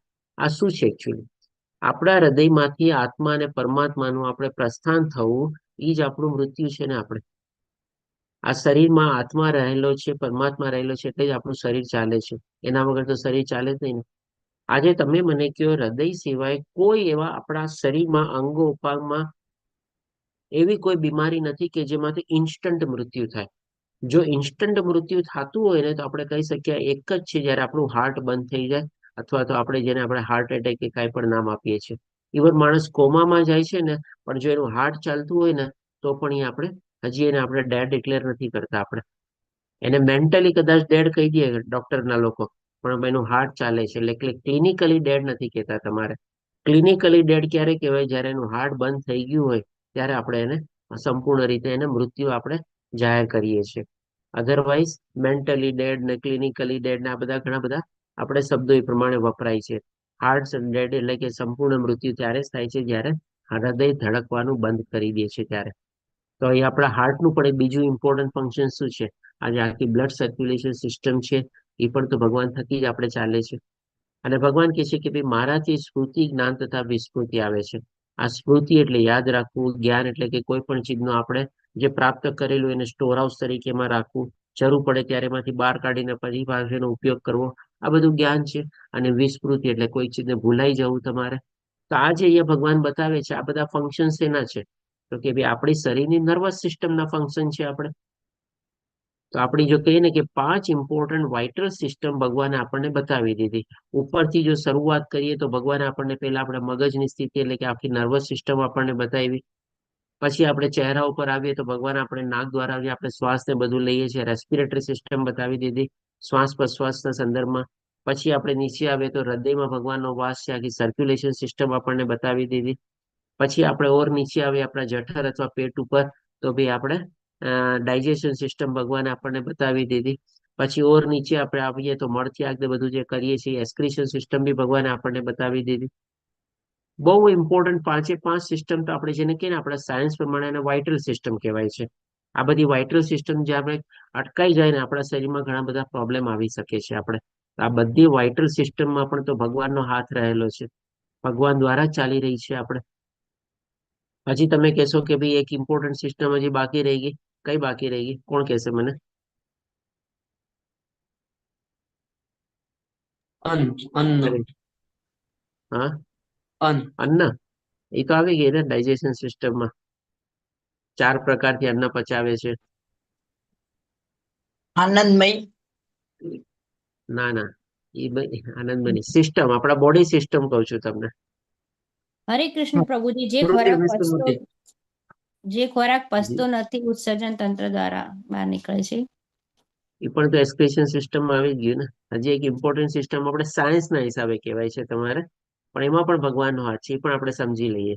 તમે કહેશો એ તો બાકી રહીએ તો એ શું આપણે માણસના હિસાબે ચાલે છે? કઈ સિસ્ટમ મને નામ તો કયો તમે, જે મિસ આઉટ થઈ ગઈ છે અહીંયા આપણે આ અધ્યાયમાં. ઓકે, જો પ્રજનન સિસ્ટમ અથવા તો રિપ્રોડક્શન સિસ્ટમ. બરાબર ને? કે કઈ ભૂલ થાય છે મારી? માનસી માતાજી એટેન્ડન્સ લિંક મૂકી દીધી છે, બધાને વિનંતી એટેન્ડન્સ ભરી દે. શું કહો છો, રિપ્રોડક્શન સિસ્ટમમાં ભગવાનનો હાથ છે કે નથી? છે પ્રભુજી. કેવી રીતે છે કયો મને? આત્માનું ક્યારે માતાના ગર્ભમાં કઈ રીતે પ્રાકટીકરણ થઈ જાય છે એ જ કોઈ શોધી શક્યું નથી ને હજુ સુધી તો. ના, ચાલો એ વાત તો બરાબર જ છે, પણ રિપ્રોડક્શન સિસ્ટમ આપણે મનુષ્યના સંદર્ભમાં આપણે શું સમજીએ છીએ? તો એમાં ભગવાનનો હાથ કેવી રીતે છે એ પણ ભગવાન આપણને ભગવદ્ ગીતામાં બતાવેલું છે. આ અધ્યાયમાં નથી કહેતા એનો મતલબ એમ નથી કે ભગવદ્ ગીતામાં નથી. થોડુંક માથું ચલાવો તમારે. આપણે 14મો અધ્યાય લીધેલો હતો. પુરુષના બીજ દ્વારા એમાં એ પણ બરાબર, ભગવાન જ ભગવાન શું પ્રગટ કહે કરે છે? છે. ભગવાન શું કહે છે? બીજ પ્રદાતા પિતા હું છું. આજે જેમ કે રિપ્રોડક્શન સિસ્ટમ અથવા તો પ્રજનન ક્રિયા દ્વારા આપણે શું સમજીએ છીએ કે ભાઈ પુરુષનું વીર્ય અને સ્ત્રીનું આપણે ગર્ભાશય છે અથવા તો અંડજ છે, એ બેનો જ્યારે આપણે સંયોગ થાય ત્યારે આપણે જીવની ઉત્પત્તિ થાય છે અથવા તો બાળકનું આપણે વૃદ્ધિ ને બધું થાય છે ગર્ભાશયમાં. તો હવે આ જે વીર્ય જે છે આપણે પુરુષનું વીર્ય, તો એ વીર્યમાં જે શક્તિ રહેલી છે એ તો ભગવાન આપણને કહી જ દીધું ને કે હું જ બીજ પ્રદાતા વીર્ય છું, તમારે શક્તિ છું. આજે જેમ કે આજની તારીખમાં ફર્ટિલિટીનો બધાને ઘણો પ્રોબ્લેમ હોય છે. પુરુષમાં પણ હોય છે, સ્ત્રીઓમાં પણ હોય છે. બહુ કોમન પ્રોબ્લેમ અત્યારે કે આ પ્રોબ્લેમ બહુ મોટો થઈ રહ્યો છે આસ્તે આસ્તે. તો આ પણ કહે ને કે ભગવાનની શક્તિ દ્વારા જ તો આપણને પ્રાપ્ત થાય છે ને. ભગવાન આપણને 14મા અધ્યાયમાં જ કીધું કે બીજ પ્રદાતા વીર્ય હું છું. હવે જે આપણે માતામાં જે આપણે અંડજની સાથે આપણે એનો સંયોગ થઈને જે આપણે કહીએ કે ભાઈ એક આપણે પોએટસ બને, કે જે મને એકદમ પ્રોપર ગુજરાતી વર્ડ નથી આવડતો, તો ઈ જે થાય છે એ પણ તો ભગવાનની કૃપા જ છે ને. આપણી જે ભૌતિક પ્રકૃતિ જે છે આપણે એને માતા તરીકે જાણી. તો એવી જ રીતે જેમ કે માતાના આપણે માની લો ગર્ભાશયમાં એ જ્યારે આપણે વીર્યનો પ્રવેશ થાય ત્યાર પછી ભગવાનની આપણે કહીએ ને કે ભઈ કૃપા થાય તો જ આપણે કહીએ ને કે ભઈ આજે ગર્ભાધાન ધારણ કરે છે સ્ત્રીઓ. નહીં તો આજે જેમ કીધું ને કે ફર્ટિલિટીનો પ્રોબ્લેમ છે, કેમ ગર્ભાધાન નથી થતું? જો માની લો ભગવાનની કૃપા વગર એ બધું થતું હોત તમારે તો પછી જો સિસ્ટમેટિકલી સાયન્સના પ્રોસેસ પ્રમાણે તો શું છે કે ભાઈ વીર્યને દાખલ કરો એટલે તમારે તરત ને તરત ગર્ભાધાન થવું જોઈએ. પણ ઇઝ ધેટ પોસિબલ? થાય છે? નથી થતું. કેટલા બધા પ્રોબ્લેમ્સ છે આપણે. આ પણ તો ભગવાનની કૃપા જ છે ને આપણે. ભગવાનની મરજી હોય, ભગવાનની ઈચ્છા હોય ત્યારે જ આપણે સ્ત્રીમાં ભાઈ ગર્ભાધાન થાય છે આપણે. અને પછી જેમ આપણે નીલપા માતાએ જે કીધું કે ભાઈ આત્મા, તો આત્મા પણ તો ભગવાનની શક્તિ છે ને, ભગવાનની પરાશક્તિ છે આપણે. ઇવન આપણે કહીએ ને કે ગર્ભાધાન થયા પછી પણ અમુક મહિના પછી ઘણા લોકોને શું છે કંઈક ને કંઈક મિસકેરેજ ને બધું થાય છે. તો આ પણ શું થાય છે? આપણા હાથમાં છે આ બધી કોઈ ચીજ, તમે મને કહો કાંઈ ચીજ નથી આમાંથી બધું. આ બધું ભગવાનની કૃપા આપણા ઉપર હોય, ભગવાનના કહીને આપણા આશીર્વાદ હોય તો જ આ બધી સિસ્ટમો આપણી ચાલી રહી છે આપણે. તો આ રીતે આપણે સમજી શકીએ છીએ આપણે 5 થી 6 ઇમ્પોર્ટન્ટ વાઇટલ સિસ્ટમ જે સાયન્સના પ્રમાણે કહેવામાં આવે છે એ બધામાં છે ને ભગવાનનો હાથ છે, ભગવાનની કૃપા છે. એના જ દ્વારા આપણા શરીરનું સંચાલન બધું ચાલી રહ્યું છે. આપણામાં નથી શ્વાસ લેવાની તાકાત, કે નથી પચાવવાની તાકાત, કે નથી કાંઈ આપણામાં તાકાત આપણે કહી શકીએ તો. બધું આ ભગવાન થકી જ છે આપણે. હવે પછી ભગવાન આપણને કહે છે કે સર્વ વેદો દ્વારા જાણવા યોગ્ય હું જ છું. હવે ફરીથી યાદ કરો ગઈકાલે જે આપણે પહેલો શ્લોક લીધેલો એમાં ભગવાન જે નીલપા માતાજી આપનો એડ્રેસ છે, શું કહે છે? હરે કૃષ્ણ પ્રભુજી. હરે કૃષ્ણ. જ્યારે હાર્ટ ટ્રાન્સપ્લાન્ટ ડોક્ટરો કરતા હોય છે, એટલે આમ તો આપણો આત્મા હૃદયમાં જે હોય ને, તો હાર્ટ હા. ટ્રાન્સપ્લાન્ટ દરમિયાન આત્મા શું સ્થળાંતર થોડાક સમય માટે બોડીના કોઈ બીજા પાર્ટમાં જાય કે કેમ હોય? એવું મને સમજાવો ને જરા. હા, આ પ્રશ્ન હું એક્સપેક્ટ કરતો હતો જ તમારે. મને કે કોઈક ને કોઈક પૂછશે જ તમારે કે ભાઈ આપણે હાર્ટ ટ્રાન્સપ્લાન્ટ થાય છે ત્યારે આત્મા શું જ કરે છે. તો જો ભગવાને આપણને ગઈકાલે શું સમજાવ્યું, જીવ કેવી રીતે સ્થળાંતર કરે છે આપણે, અને એ આપણે જોઈ શકીએ છીએ?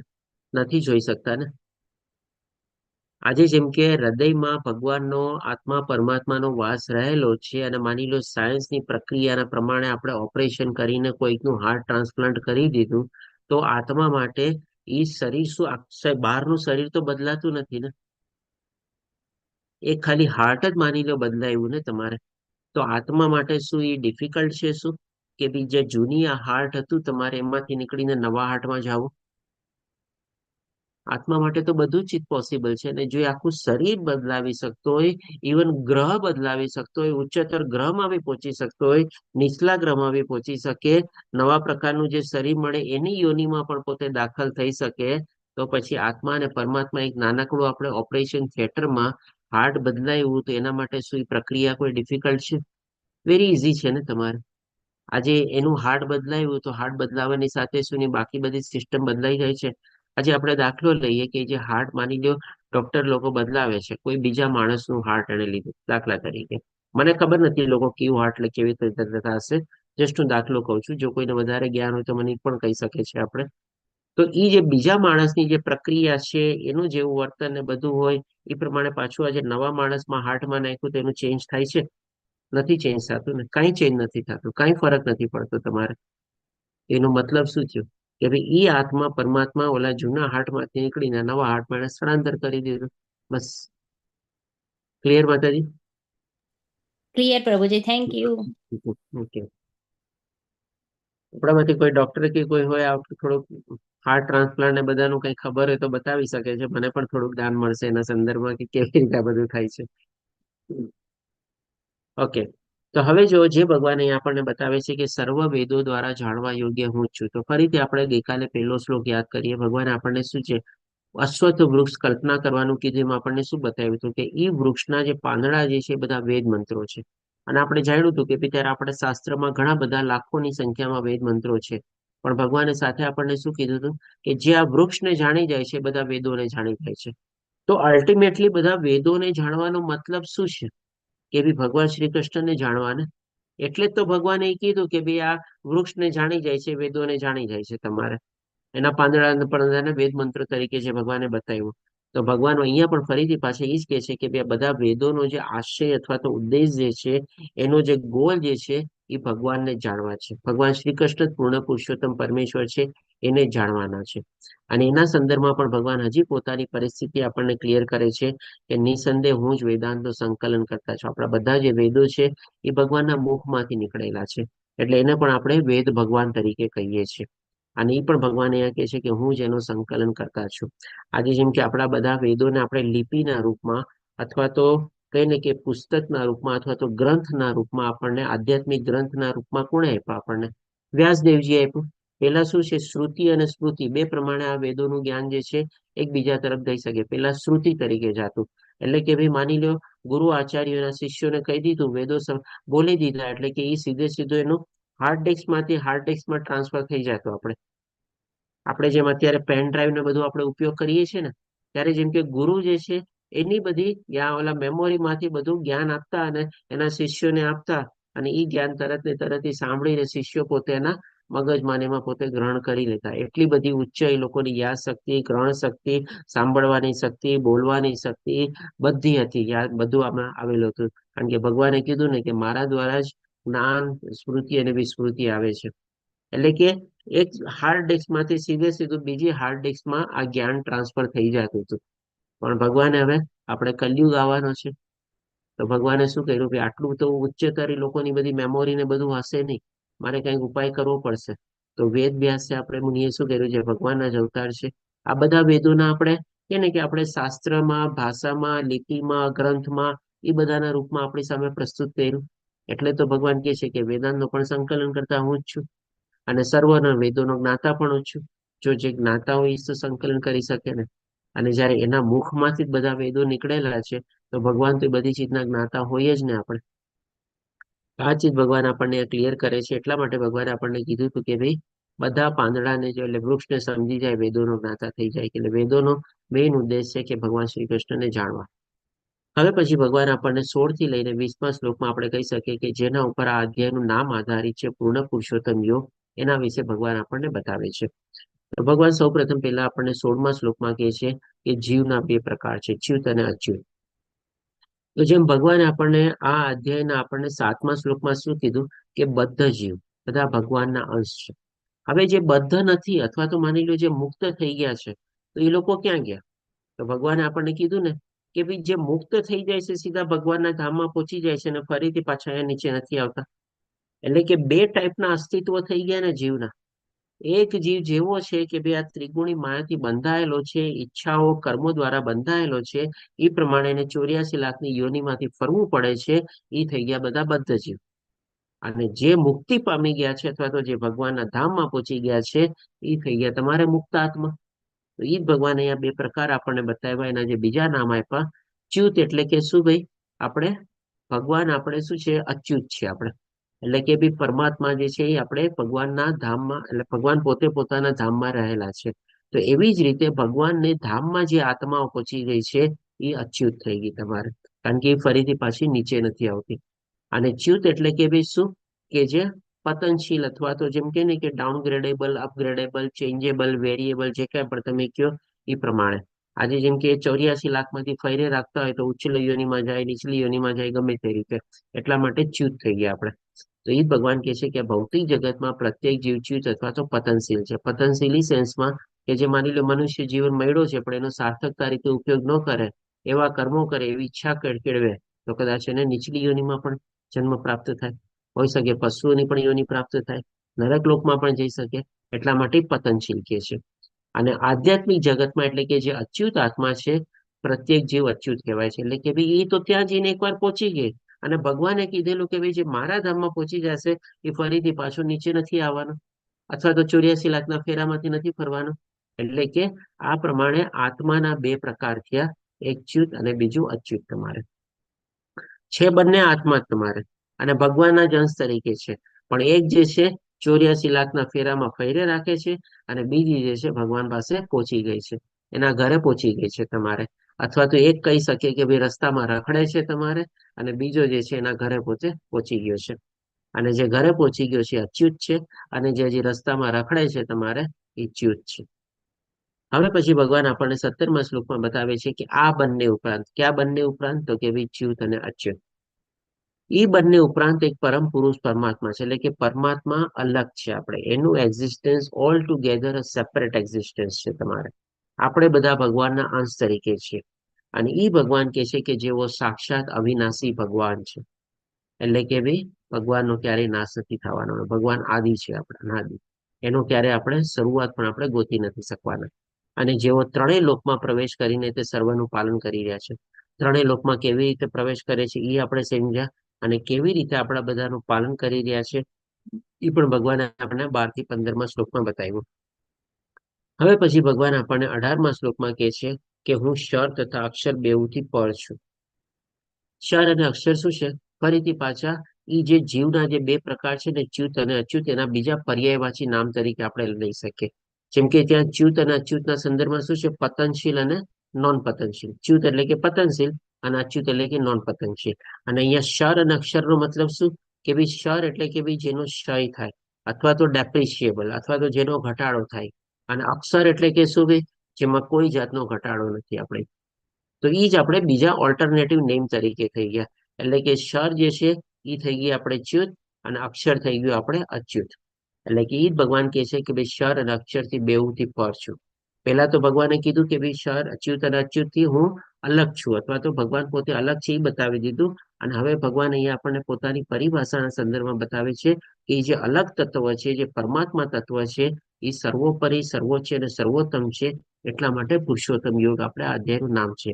એ ભગવાન કહે છે કે ભાઈ હું બેઉથી પર છું અને હું સર્વોત્તમ છું. અને તે કારણે હું આ જગતમાં તથા વેદોમાં પરમ પુરુષ તરીકે પ્રખ્યાત છું. બધા આપણે જગતમાં પણ આપણે પરમાત્મા તરીકે જાણીએ છીએ, અને વેદોમાં પણ જો આપણે જોઈએ તો બધી જગ્યાએ ભગવાન અથવા તો પરમાત્મા શબ્દ વાપરવામાં આવે છે. આપણે ઇવન શિવજી અને બ્રહ્માજી પણ એને પરમ તત્વ તરીકે કહે છે. ઇવન અર્જુન પણ જયારે 10મા અધ્યાયમાં ભગવાનની સ્તુતિ ગાય છે ત્યારે પણ એ જ કહે છે કે ભાઈ આપ જ પરમ ધામ છો, પરમ સત્ય છો, પરમ આદ્ય છો. એવી રીતે વર્ણવે છે.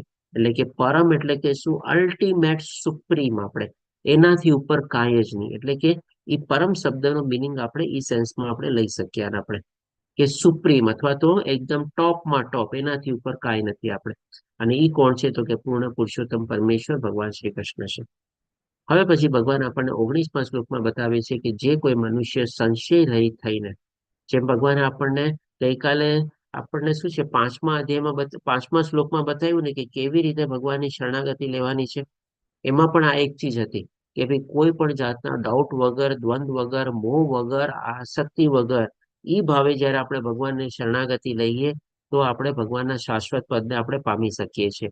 તો હવે જયારે ભગવાનના વિશે જ્ઞાન મેળવી લીધું આપણે, ત્યારે પણ આપણા મનમાં હવે કોઈ ડાઉટ ન હોવો જોઈએ કે ભાઈ પૂર્ણ પુરુષોત્તમ પરમેશ્વર ભગવાન શ્રી કૃષ્ણ સિવાય બીજું કોઈ છે? કોઈ નથી. કોઈ દેવી દેવતાઓ પણ એના સમીપ નથી આવી શકતા, અથવા તો એના કક્ષામાં નથી આવી શકતા. ભગવાનનું જે બ્રહ્મ અથવા તો જે પ્રકાશ અથવા ઉર્જાના રૂપ છે ભગવાનની શક્તિ છે, એ પણ ભગવાનના તોલે નથી આવી શકતું, કારણ કે એ પણ ભગવાનમાંથી નીકળતી એક શક્તિ છે. અને ભગવાને આપણને એ 14મા અધ્યાયમાં બતાવ્યું હતું કે ભાઈ એનો પણ સ્ત્રોત તરીકે હું જ છું, અમર્ત્ય, અવિનાશી અને સનાતન.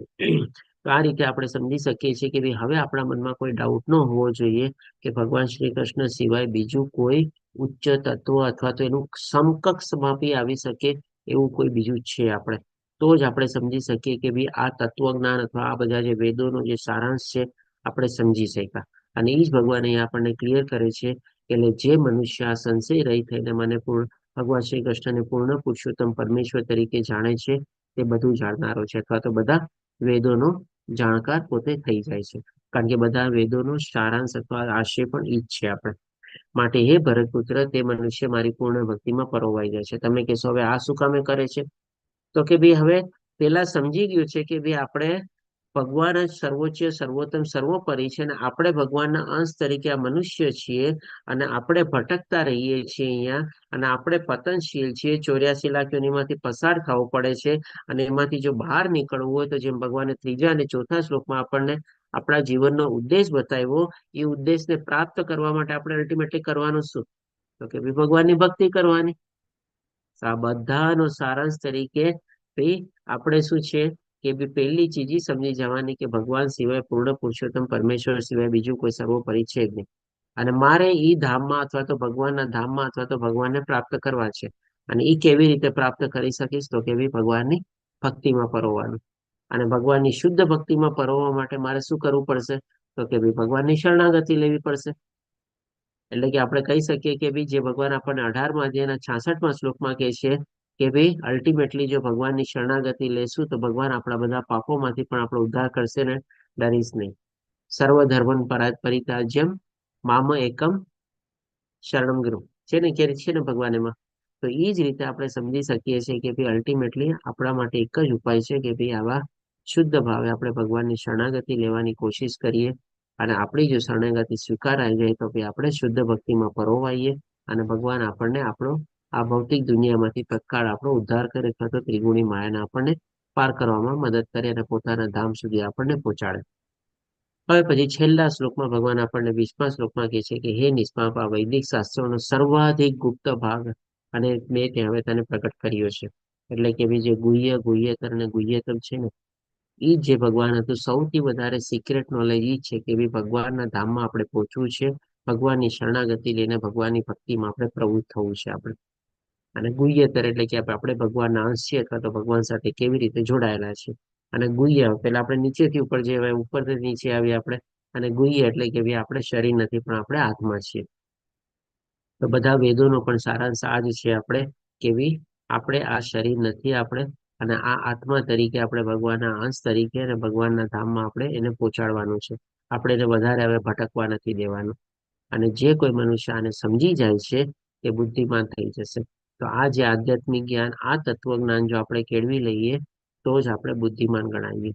બાકી કોઈ ભૌતિક દુનિયાની કોઈ ડિગ્રી લઈને આપણે બુદ્ધિમાન ન ગણાવીએ. આપણે આજે મોટામાં મોટો માની લો પીએચડી ડિગ્રીને બધું પ્રાપ્ત કરી લીધું અને નોબેલ પ્રાઇઝ બી પ્રાપ્ત કરી લીધા, પણ હજી કે હું તો ભગવાનમાં માનતો નથી. તમારે એનું બધું જ્ઞાન એળે ગયું, તમારે કોઈ કામમાં નથી આવવાનું તમારે. પણ જે આ બધું સમજી જાય છે અને માની લો ભલે એને કે 2 ચોપડી પણ નથી ભણેલો તમારે, પણ જો ભગવાન પરમેશ્વર પરમાત્મા તત્વને એને જાણી લીધું અને એની ભક્તિમાં પરોવાઈ ગયો, તો ભગવાન કહે છે કે એ બુદ્ધિમાન થઈ જશે અને તેના પ્રયાસો સંપૂર્ણ થઈ જશે. એના પ્રયાસો શું હોય? તો કે સાધના ભક્તિ કરવાની, ભગવાનની શુદ્ધ ભાવે ભક્તિ કરવાની, આ બધા એના પ્રયાસ છે, એફર્ટ્સ છે. તમારે ભગવાન પ્રત્યે પ્રેમ છે, ભગવાન પ્રત્યે ભાવ છે, ભગવાનના તહેવારો ઉત્સવવા, ભગવાન માટે આપણે કે ને કે સવારના પૂરમાં આપણે નામ મંત્ર જાપ કરવાના, ભગવાનની મંગલા આરતી કરવાની, તુલસી આરતી કરવાની, ભગવાનના ઉત્સવો ઉજવવાના. આપણે આ બધું શું છે? એના પ્રયાસો છે આપણે. તો ભગવાન કહે છે કે સંપૂર્ણ એટલે કે શું? એ બધા સાર્થક થઈ જશે. એને મનુષ્ય જીવનમાં આ જ્ઞાન પ્રાપ્ત કરીને એનો સારો ઉપયોગ કર્યો તો અલ્ટિમેટલી ભગવાનની પણ એના ઉપર કૃપા થશે અને ભગવાન એને એના ધામમાં પાછો લઈ જશે અને ફરીથી પાછું અહીંયા નીચે નહીં આવવું પડે. તો એ જ તો આપણી સંપૂર્ણતા છે ને, આપણા ઘરે પહોંચવાનું. રસ્તા ઉપર ભટકવું આપણી કોઈ સંપૂર્ણતા નથી. તો આપણે ભટકે જ રાખશું. ક્યારે કોઈ એક્સિડન્ટ થઈ જશે એ પણ આપણને ખબર નહીં પડે. પણ જો આપણે સરસ રીતે આપણે ભગવાનના ધામમાં પહોંચી ગયા હશું, કેટલા સેફ હશું આપણે. તો એ ભગવાન કહે છે કે આપણા પ્રયાસો સંપૂર્ણ થઈ જશે. આ રીતે આપણો અહીંયા 15મો અધ્યાય કમ્પ્લીટ થાય છે. સારાંશ તરીકે જો આપણે જોઈએ તો સૌથી પહેલા જેમ ભગવાન આપણને પહેલા, બીજા, ત્રીજા અને ચોથા શ્લોકમાં બતાવે છે, આપણને વૃક્ષની કલ્પના કરવાનું કહે છે. અને એના સંદર્ભમાં આપણને કહે છે કે આ ત્રિગુણી માયાના શસ્ત્ર અથવા તો માયાથી આપણે કાપવાનું છે, વિરક્તિના શસ્ત્ર વડે. અને આપણે એવા સ્થાનમાં પહોંચવાની કોશિશ કરવાની છે કે ત્યાં જઈને આપણે પાછું આવવું ન પડે. પછી જેમ ભગવાન 7મા શ્લોકમાં આપણને કહે છે કે ભગવાન સાથે આપણો સંબંધ શું છે? તો કે આપણે બધા ભગવાનના સનાતન અંશો છીએ આપણે. પછી ભગવાન આપણને 8મા અને 9મા શ્લોકમાં બતાવે છે કે આપણું શરીર જ્યારે આપણે છોડીએ છીએ ત્યારે આપણી આત્મા એની શું એની સાથે કેરી કરીને ચાલે છે અને કેવી રીતે નવા પ્રકારનું એના શરીર પછી પ્રાપ્ત થાય છે. અને પછી ભગવાન આપણને બતાવે છે, આજે જે આપણે કવર કર્યું અહીંયા સુધી આપણે ગઈકાલે લીધું, તો આપણે આજે ભગવાન આપણને બતાવે છે કે કેવી રીતે 12 થી 15મા શ્લોકમાં ભગવાન આપણા પાલન કરતા છે. સૌથી પહેલા દરેક ગ્રહમાં ભગવાન પ્રવેશ કરે છે. ભગવાન સૂર્ય અને ચંદ્રનો સ્ત્રોત છે, અને શક્તિનો સ્ત્રોત છે. તમારે એના દ્વારા જ આપણને અજવાળું ને બધું પડે છે. બધા ગ્રહોને પણ ભગવાન એની શક્તિ દ્વારા ભ્રમણ કક્ષામાં રાખે છે આપણે, અને વનસ્પતિઓ દ્વારા આપણને જીવન રસ પ્રદાન કરે છે. પછી ભગવાન આપણા શરીરની અંદર રહીને પણ જે આપણે કહીએ છીએ શિરોદક્ષાય વિષ્ણુ તરીકે ભગવાન આપણી બધી સિસ્ટમોમાં પણ કેવી રીતે આપણને મદદ કરે છે એ પણ આપણે સમજ્યા. આપણી શ્વસન ક્રિયા, પાચન ક્રિયા, હૃદયના ધબકારા, આપણી મગજ અથવા તો આપણી બુદ્ધિ, જ્ઞાન, સ્મૃતિ, વિસ્મૃતિ બધામાં કેવી રીતે ભગવાન આપણને મદદ કરે છે અને આપણી જીવન ચાલે છે એમાં ભગવાન આપણને સમજાયું. અને અંતમાં ભગવાન આપણને 16 થી લઈને 20મા શ્લોકમાં આપણને બતાવે છે કે જે ક્ષર અને અક્ષર અથવા તો ચ્યુત અને અચ્યુત બે પ્રકારના જે જીવ છે આપણે એનાથી ભગવાન પોતે અલગ તત્વ છે અને એ પોતે સર્વોત્તમ છે, સર્વોપરી છે આપણે. અને આ જ આપણે સમજવાનું છે કે પૂર્ણ પુરુષોત્તમ ભગવાન શ્રી કૃષ્ણ જ એકમાત્ર સર્વોપરી છે. અને એને પ્રાપ્ત કરવા માટે આપણે ભગવાનની ભક્તિમાં પ્રવૃત્ત થવાનું છે. અલ્ટિમેટલી વેદોનો સારાંશ પણ આ જ છે આપણે. આ રીતે આપણો અહીંયા 15મો અધ્યાય કમ્પ્લીટ થાય છે. વાંછાકલ્પતરુભ્યશ્ચ કૃપા સિંધુભ્યેવ ચ પતિતાનાં પાવનેભ્યો વૈષ્ણવભ્યો નમો નમઃ. હરે કૃષ્ણ કૃષ્ણ કૃષ્ણ હરે હરે હરે રામ રામ રામ હરે હરે. શ્રીલ પ્રભુપાદ કી જય. શ્રી રાધા ગોવિંદને પ્રણામ. આના સંદર્ભમાં કોઈને કોઈ પ્રશ્ન હોય તો બી લઈ શકીએ છીએ આપણે.